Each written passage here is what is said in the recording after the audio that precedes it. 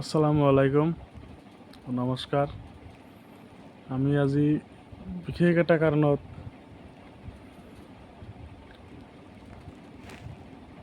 ফেচবুকত আহিবলৈ বাধ্য হ'লোঁ। কাৰণটো হৈছে অহাকালি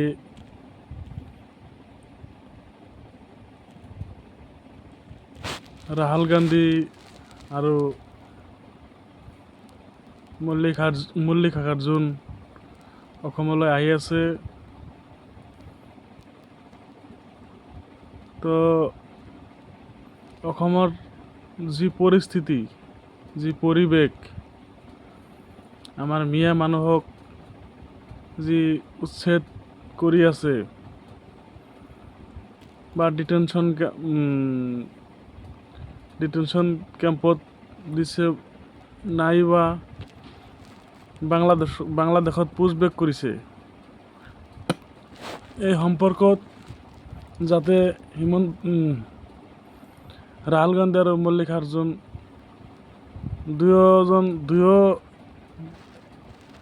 নেশ্যনেল লিডাৰ কংগ্ৰেছৰ, তেওঁলোকে যাতে আমাৰ এই মিয়া জনগোষ্ঠীৰ কাৰণে কিবা এটা কয়, যাতে তেওঁলোকে পাৱাৰত আহিলে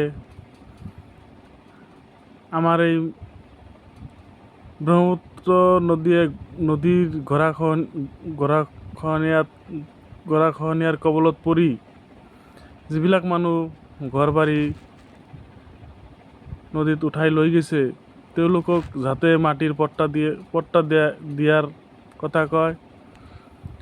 আৰু ডিটেনশ্যন কেম্প আপোনালোকৰ চৰকাৰ আহিলে ভোটাৰকেইটা যাতে গাঁৱে গাঁও প্ৰধানৰ লগত বহি যাতে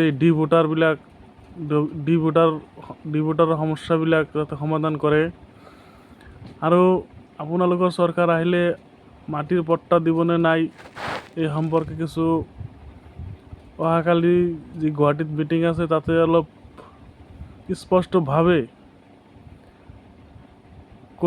আমাৰ এই মিয়া জনগোষ্ঠীৰ মাটিৰ পাট্টা দিবনে নাই এই কথা আপুনি স্পষ্ট কৈ যাব।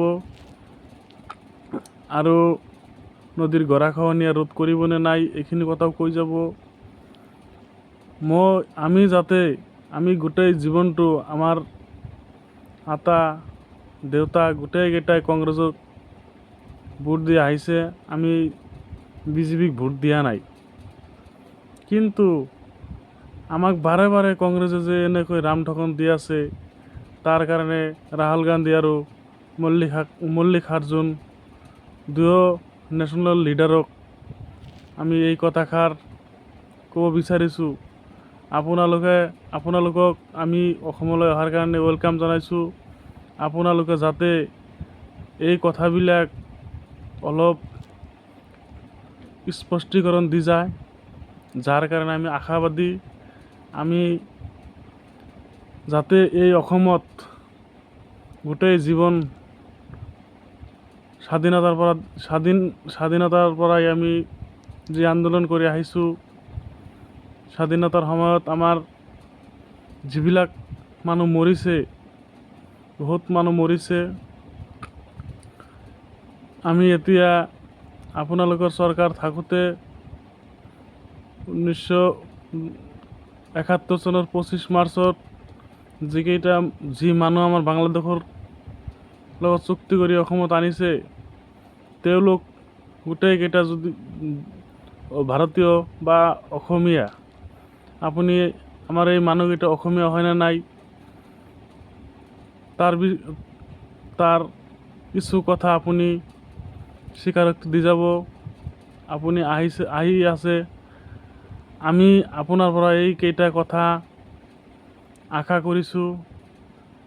আপুনি যাতে আমাৰ এই অসমখন এখন সুন্দৰ পৰিৱেশলৈ লৈ যাব পাৰে, তাৰ প্ৰতিশ্ৰুতি দি যাব বুলি মোৰ আশা। এইখিনি কৈ মই মোৰ বক্তব্য শেষ কৰিছোঁ।